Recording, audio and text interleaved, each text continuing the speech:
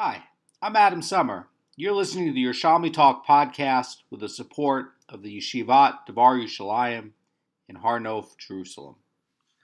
This is Berechot, chapter 4, Halacha 1. This is part 5 of the shiur. Today, we're getting on to a lot of subject matter about the Maariv prayer. Now, the Gemara is going to get into a very famous story about whether the Maariv prayer is going to be an obligation or it's going to be elective. And this story is so famous.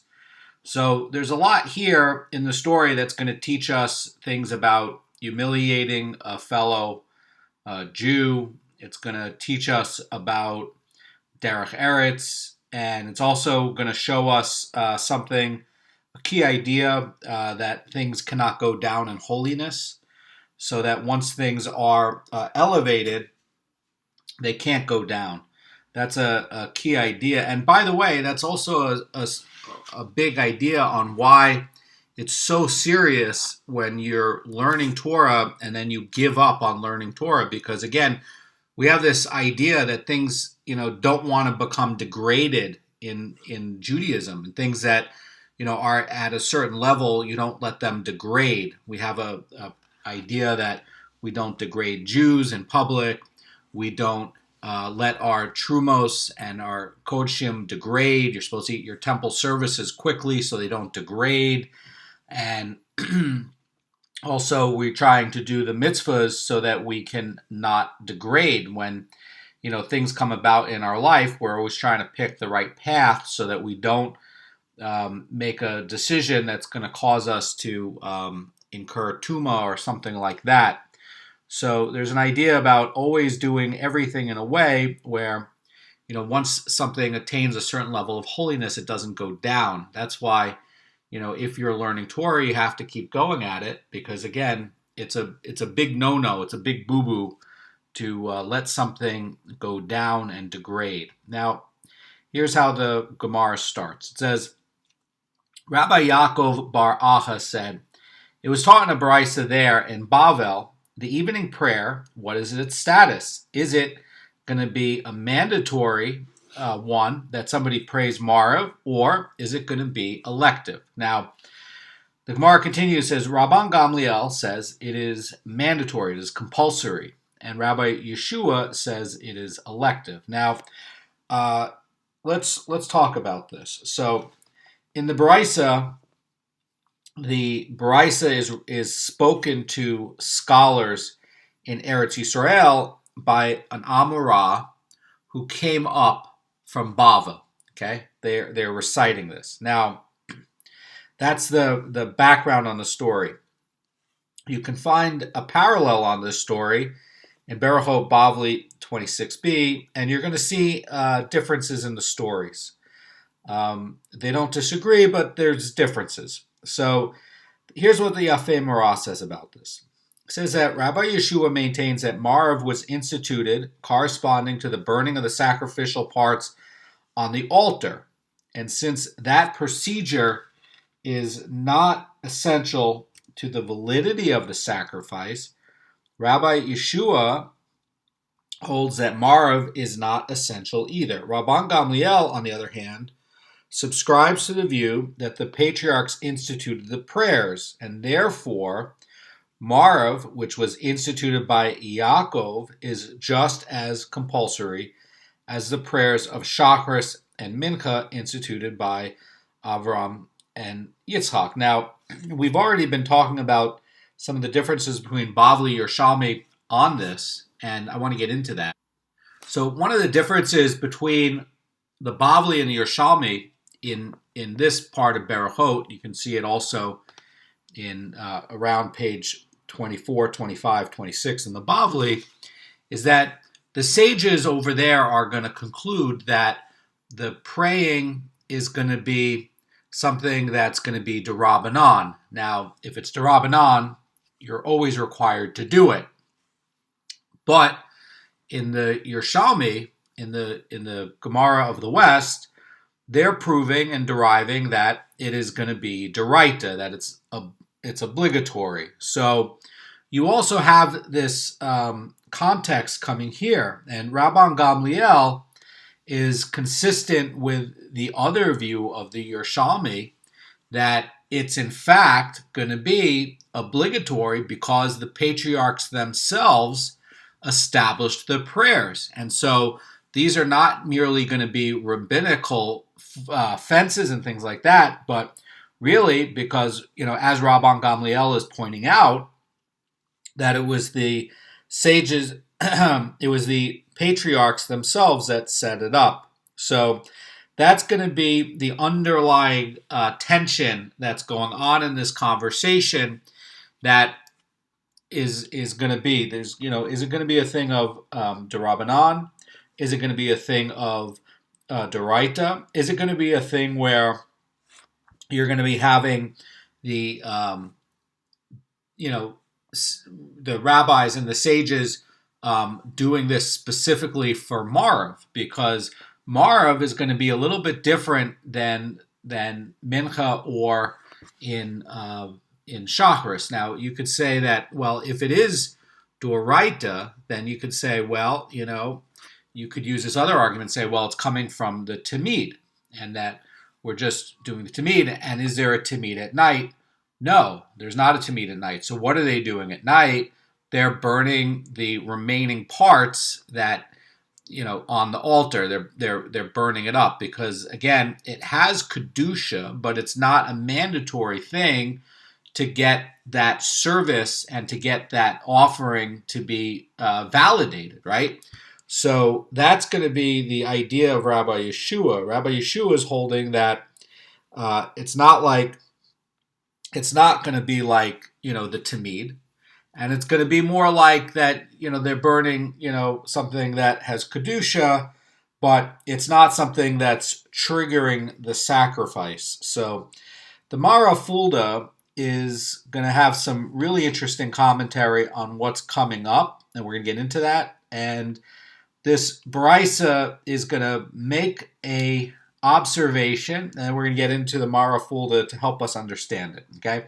Rabbi Hanina says these disputants, basically, Rabban Gamliel on one side and Rabbi Yeshua on the other side, are arguing whether Maariv is going to be compulsory or elective.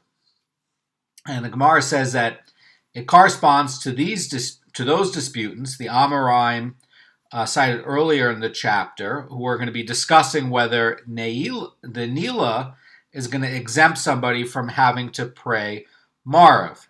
And there's a connection on that. So the Mara Fulda says that the Gemara cited a dispute between Rav, who holds that praying Ne'ilah exempts someone from having to recite Maariv, and various other Amorim, like Rabbi Yochanan, maintain that there is no such exemption. Rabbi Hanina now asserts that the dispute is dependent on the just cited dispute between Rabban Gamliel and Rabbi Yeshua as to whether the Maariv prayer is going to be compulsory or elective. And the interdependence of the two disputes is going to follow like that. In other words, that over there in the earlier part of chapter 4 Halacha, where they're talking about if you're doing Ne'ilah and the Ne'ilah service carries into the night, did that trigger the obligation for Maariv or not?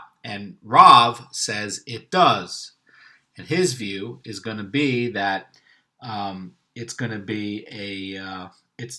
going to be obligatory. It's going to be a D'Rabbanan thing. And so effectively it would be lenient because since he's carried it into the night, it's triggered. That's the idea of Rav, and he's basically holding by Rabbi Yeshua over there. Now, over here, we have Rabbi Yochanan who's saying, no, it doesn't carry over. You have to say it again. The reason why is he's going to be holding like Rabban Gamliel. So let's carry this over and continue the Gemara. Gemara says the one who says Maariv is compulsory holds that praying Ne'ilah does not exempt one from reciting the prayer of Maariv, while the one who says that Maariv is elective holds that praying Ne'ilah exempts one from the prayer of Maariv. In other words, the position of Rav is that, look, it's elective.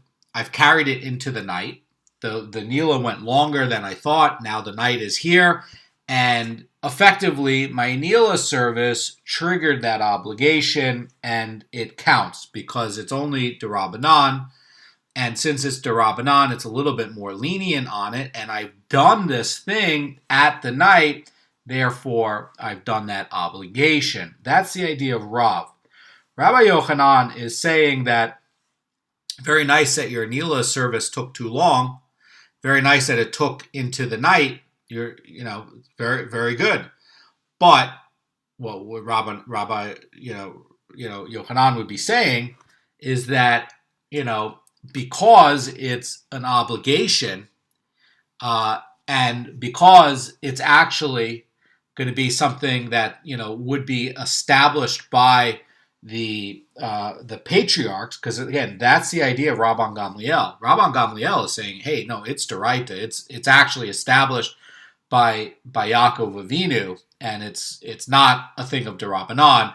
And because you are missing certain portions in that are in the Nila that are not in the Nila but are in the Maariv. In other words, you didn't say these extra prayers that you're supposed to be saying for the Maariv in the Nila service, and because it's going to be an obligation like what Rabban Gamliel is saying, you have to say it at night. That is going to be the idea here. Now the Gemara is going to continue on the Brisa, and it's going to say that an incident occurred with a certain disciple who came and inquired of Rabbi Yeshua.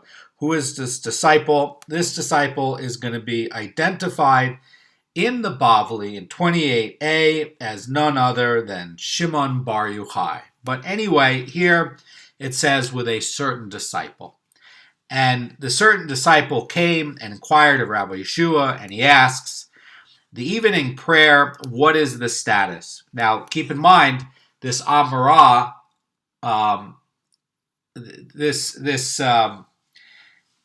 keep in mind that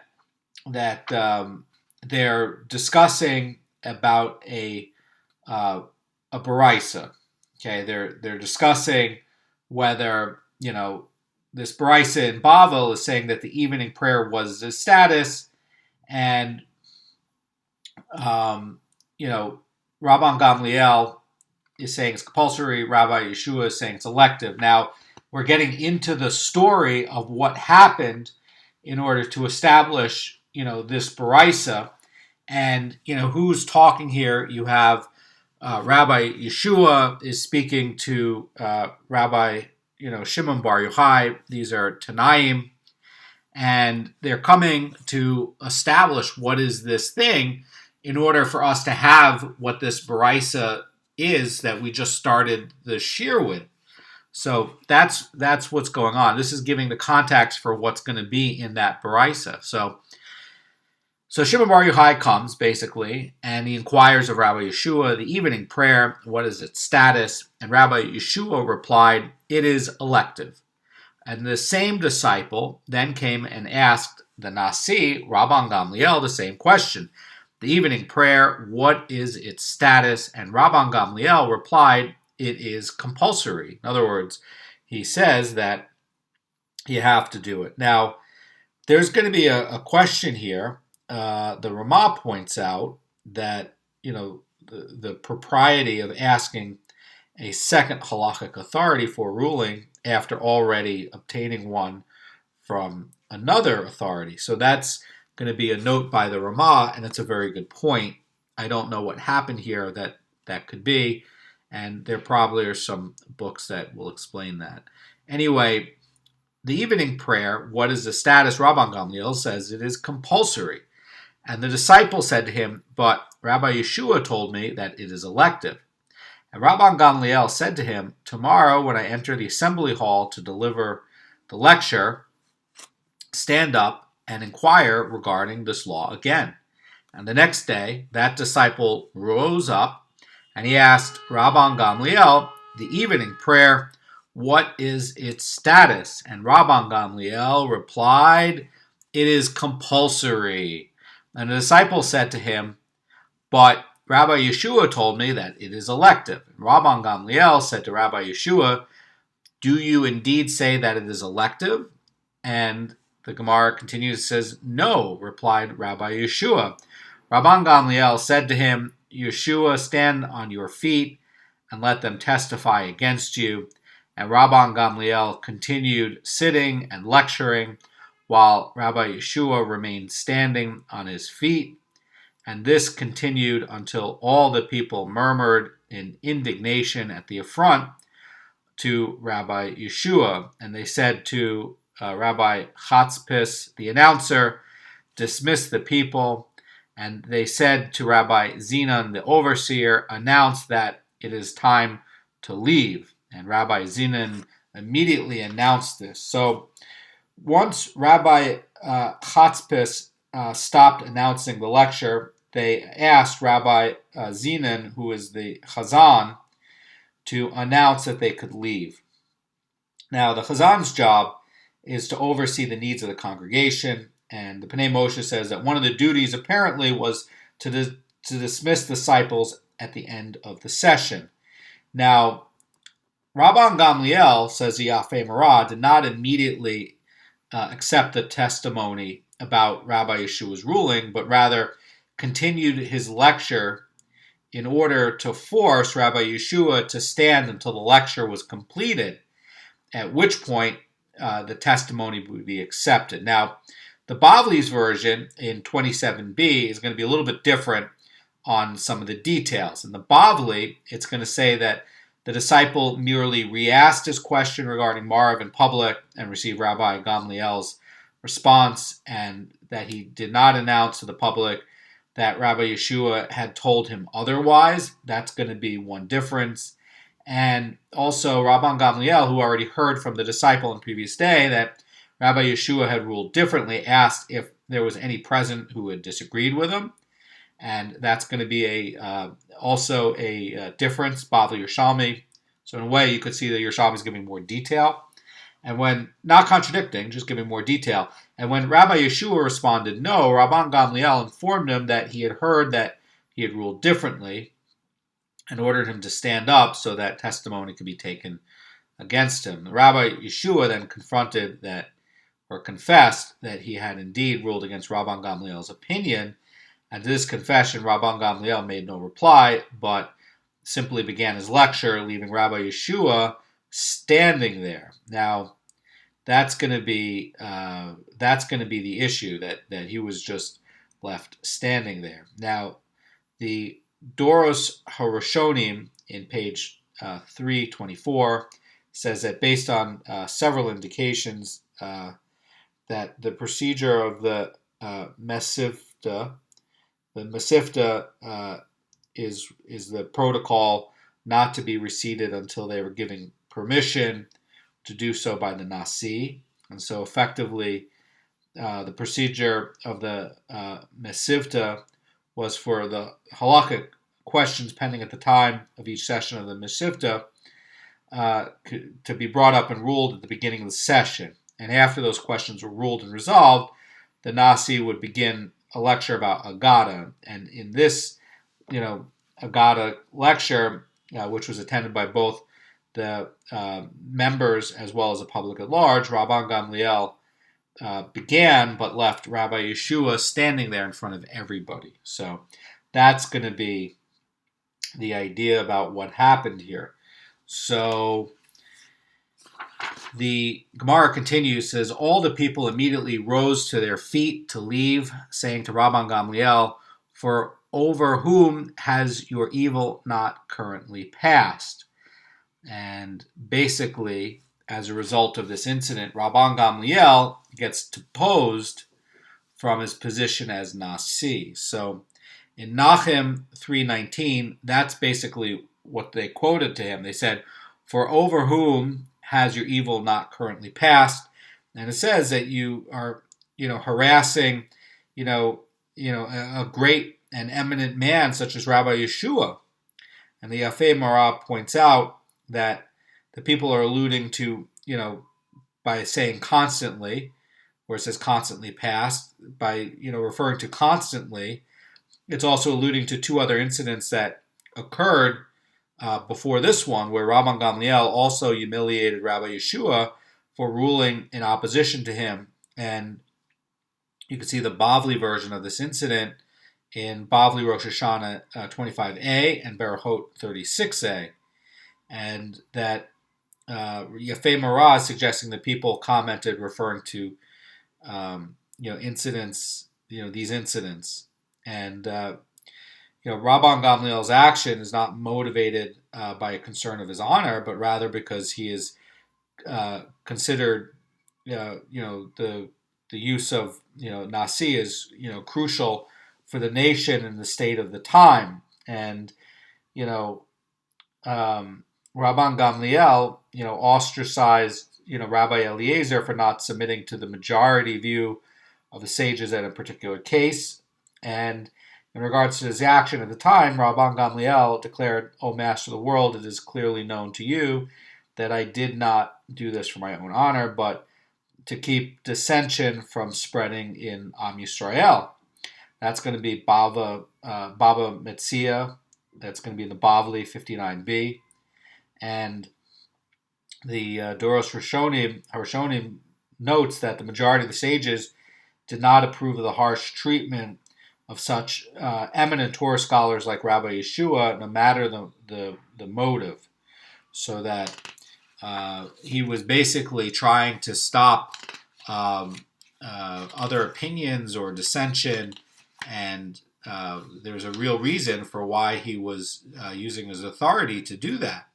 And the Brisa continues and says, they went and appointed Rabbi Elazar ben Azariah to head the yeshiva in Rabban Gamliel's stead, and he was but 16 years old at the time, yet his entire head became filled with gray hair. And this is a case where, says the Mara Fulda, that Hashem caused the hair to turn gray prematurely because it is fitting for a lecturer to look elderly. And the Bavli account is going to be where the Bavli records him as 18 years old. Just a little bit of difference. There's going to be another Yerushalmi that's going to say that he was 17, by the way. And at this point in the Bavli, the Gemara is going to, interject, the meaning of the famous statement by Rabbi Elazar ben Azariah, that's from the Mishnah in 1:6, that's even recited in the Pesach, Haggadah, where it says, "I am like a man 70 years old." So the Bavli over there is going to ask, did Rabbi Elazar ben Azariah say that he was like a man 70 years old? He should have stated that he was 70 years old. And the Bavli is going to answer that Rabbi Elazar ben Azariah was in fact not old when he made the statement. When he was appointed as Nasi, he only appeared old but was very young. Now, the Yerushalmi does not or could not make such a comment because the Yerushalmi, according to the Mishnah in 16b, cites a Beraisa which comments on Rabbi Elazar ben Azariah's statement that Rabbi Elazar ben Azariah attained old age even though he had risen to the position of eminence, holding that such a position usually shortens somebody's life.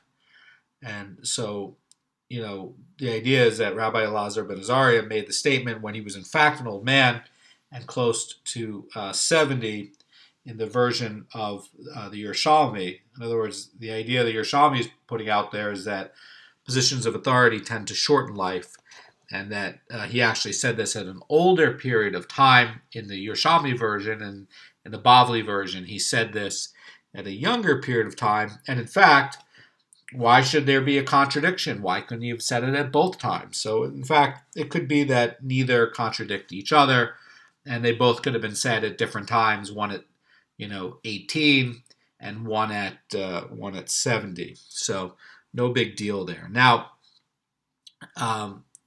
so in the account in the Bavli, the sages are, considered and rejected other candidates to fill Rabban Gamliel's position before deciding on Rabbi Elazar ben Azariah. And one of those candidates actually is Rabbi Akiva. Why didn't they appoint Rabbi Akiva? So the Bavli has other versions, and this one's a little bit different, similar but different.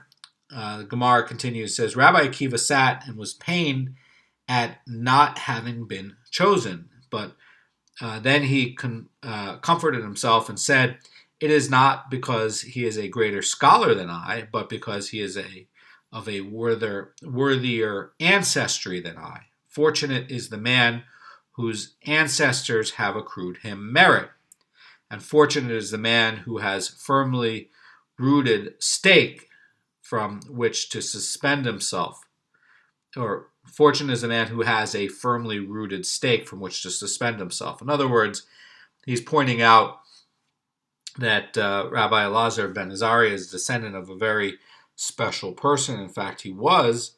Rabbi Akiva was a descendant of converts, and that's going to be the note by Rav Nissim Goan in the Bavli version. And the Rambam points out that the father of Yosef, Rabbi Akiva's father, was a convert. That's going to be the commentary by the Rambam.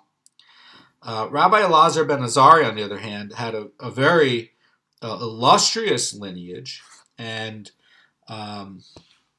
so the Gemara continues and it says, what is it? So Gemara says, and what was the stake of Rabbi Elazar ben Azariah to which Rabbi Akiva referred? It was that he was a 10th generation descendant from Ezra the scribe. In other words, that you have this lineage going all the way back to this great sage Ezra, and he was very, very smart, and he was very, very sharp, and he had this very, very great lineage. So Yafei Marah says that even if he does not have the merit of greatness in his immediate ancestors, his merit from his ancestors, he has merit from his ancestors further back. That was the idea of Rabbi Akiva, and that was Rabbi Akiva's assessment for why he had not been chosen.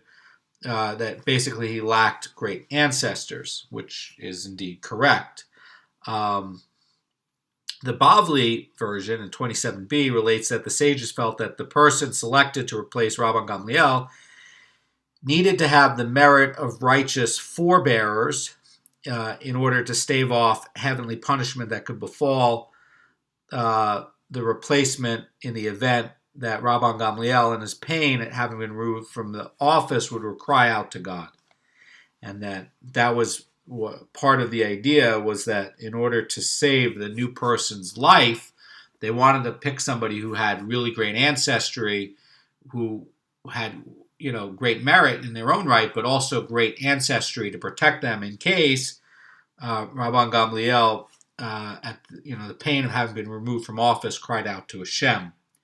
That's going to be the motivation here for why they picked somebody who was of a great lineage. Now, the Gemara is going to get into what happened when he took office.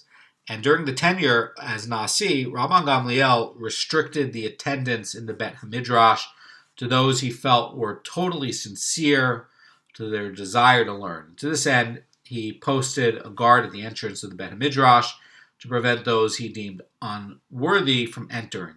And when Rabban Elazar ben Azariah took over as Nasi, he removed the guard and allowed anyone who wanted to come enter and study to come. So the Gemara says, and how many benches were added there in order to accommodate new students?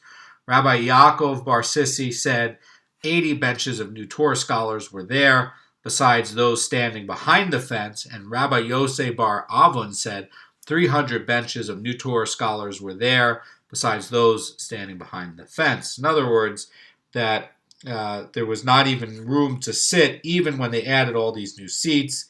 The Bavli account says that either 400 or 700 new benches were added, but there's no mention in the Bavli of scholars who stood.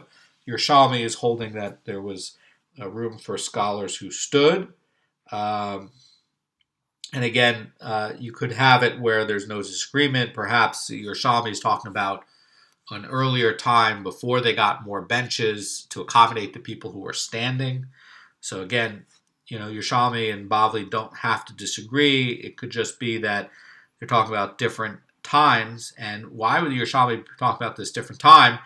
Because you could see there's all this demand. They added benches and there's still people standing. And then they added benches again and there's still people standing. So that you could see this flow of people, whereas the Bavli is just saying they added more benches and there was a lot of people there, right?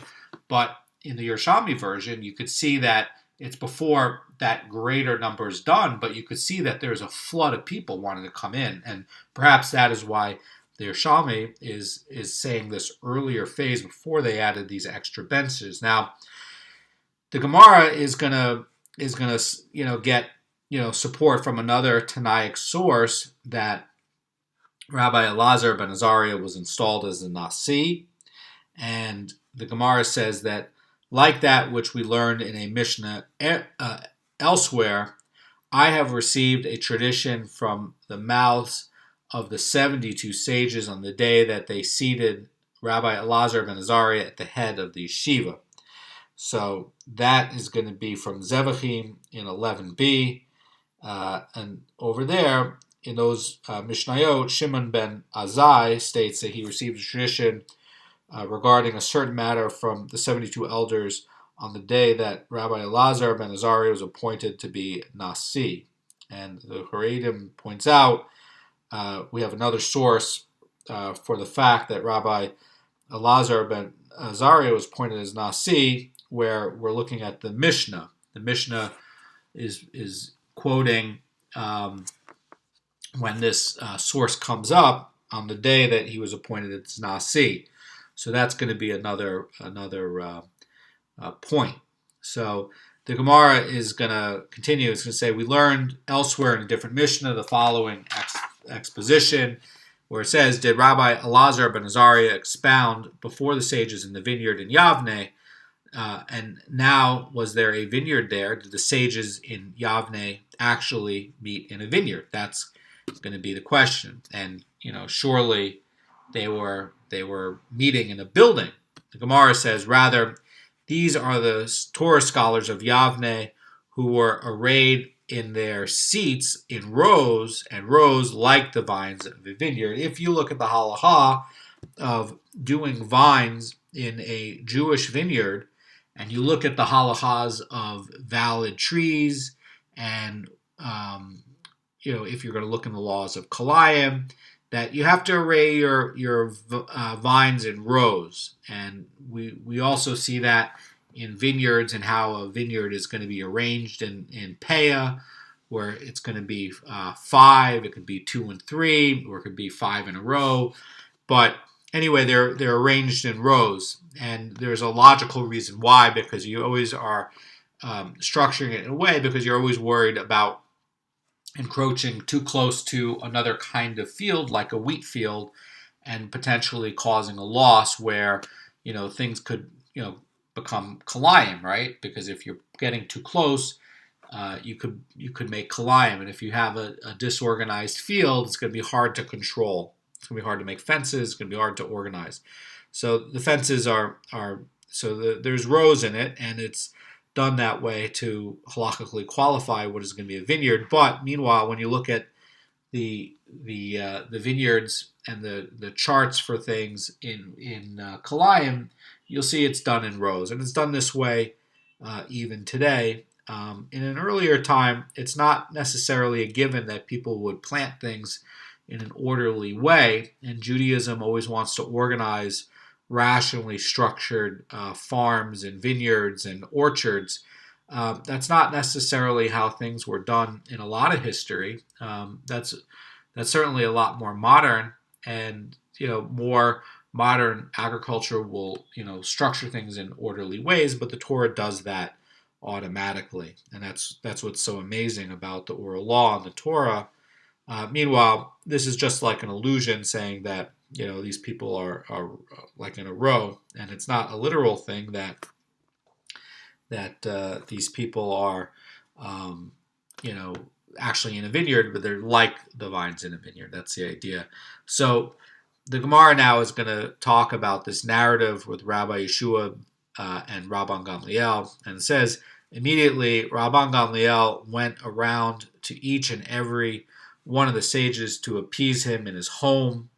And the Gemara describes Rabban Gamliel's visit to the house of Rabbi Yeshua, and he went to Rabbi Yeshua and found him sitting and manufacturing needles. Now, this story is really shocking. Now, in the version of the Bavli, the idea is that Rabbi Yeshua was a smith, and Rabban Gamliel found him sitting and manufacturing needles.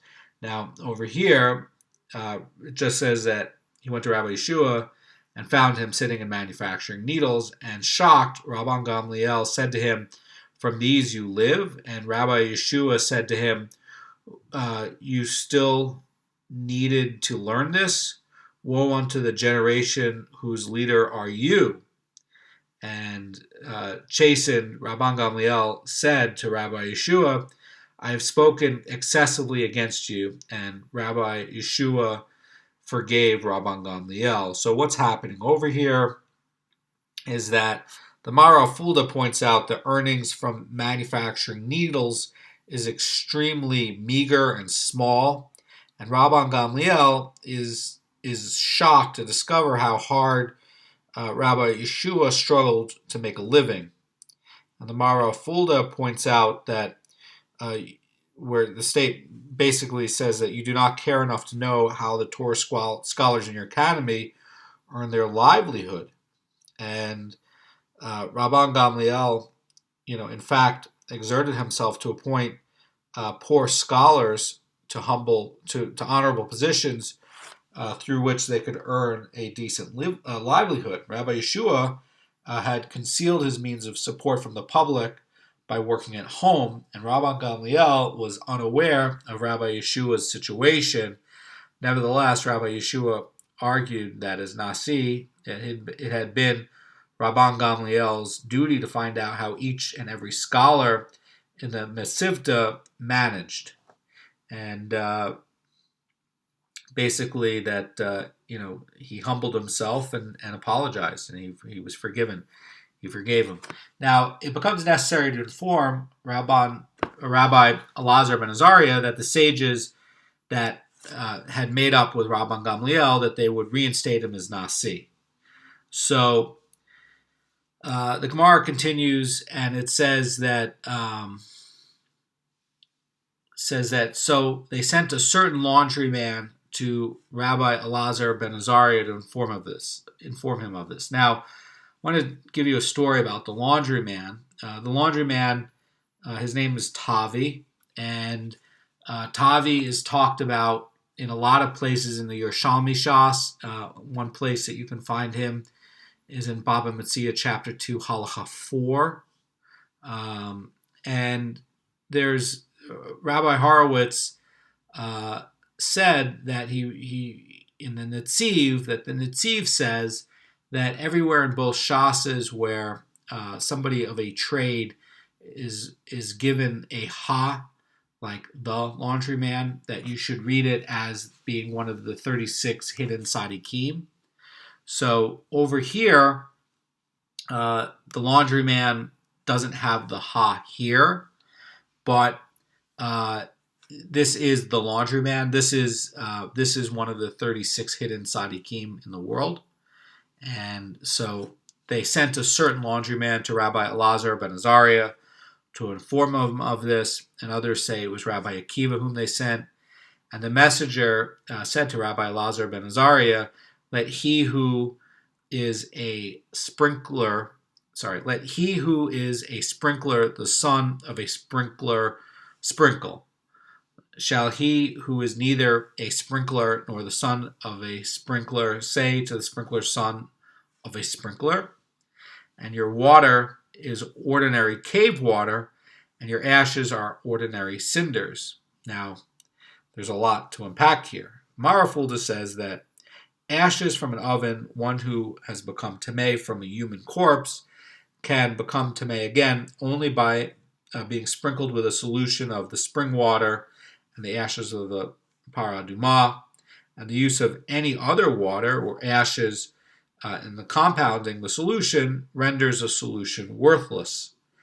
And so that basically they were hinting, whether it was a laundryman or Rabbi Akiva, that the office of Nasi should be returned to Rabban Gamliel, who was the descendant of the last Nasi. That's the idea here.